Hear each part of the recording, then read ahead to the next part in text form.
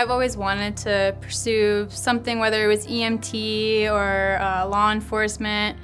I grew up in like a one red light town, not a lot of people. We had like 2 cops and now we're down to 1 and some part-times, but it was always that strive. I wanted to help people that can't really help themselves. Like I have no problem defending somebody else. I think she knows right from wrong, if you will. And I think she does have a zero tolerance for, I don't know, for lack of better words, bullying.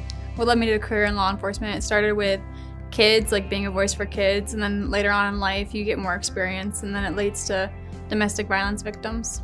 So being a voice for them. She is definitely the first one to, put herself in front of other people to protect them. She, stands up for people that need it and deserve it. As a kid myself, growing up, I wanted to be a police officer. That's what I wanted to be. Didn't follow my career, so I'm kind of living this through Morgan. When I was coming on scene 11th Ave in West Atlanta, the black Camaro that was the 961 Henry, which is a hit and run accident, the vehicle was parked to my north up on some rocks and it had collided with a fence. I saw him talking to a silver Jeep, older style. He was sitting in the driver's side seat with his feet on the ground. I did not see a gun at that point. Once the Jeep took off northbound is when the driver of the black Camaro got out and just started opening fire on my Tahoe.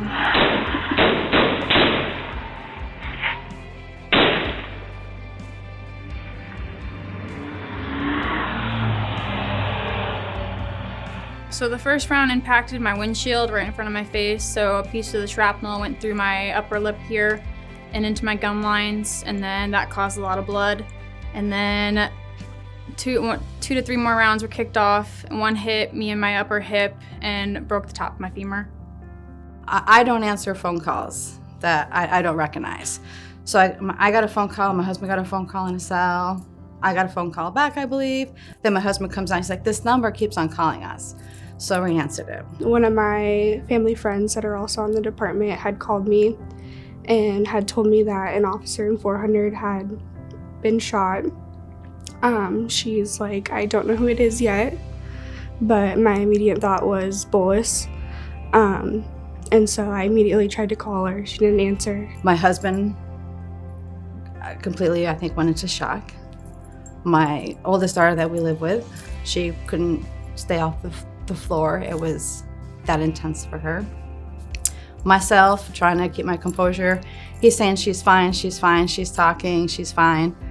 Then the helicopter came. So my husband's like, she's not fine. They wouldn't send a helicopter. I got to see her before she went into surgery, and that was great just to know she's okay, because I'm definitely the type of person that will worry. I think at that point in time, I was more worried about my husband, who, to this day, he will get teary-eyed saying that he needs to protect his daughter. Honestly, it made me scared probably for the first time in this job. We were at that apartment complex twice the weekend prior, and thankfully he didn't open fire then because it would have been 2 officers out of their car. I learned he was just having a real bad day and wanted to hurt law enforcement. She's one of the strongest people I know. Like, I don't even know if I could have came back as fast as she did. I seen somebody very driven to go back to work. As a mom, I wanted her to stay home probably for the rest of her life. But she wanted to be out there. She wanted to be a part of the community. She has worked so hard to be able to get back, like, doing this job and being back on the streets, and because it's really something that she wants to do and she's very passionate about. Coming back, there were some things I had to get used to again. Like, not everybody wanted to kill me, and that was a mindset I had for a while. Is something horrible gonna happen to me now on this job? Having the support there, I mean, it always makes me feel great.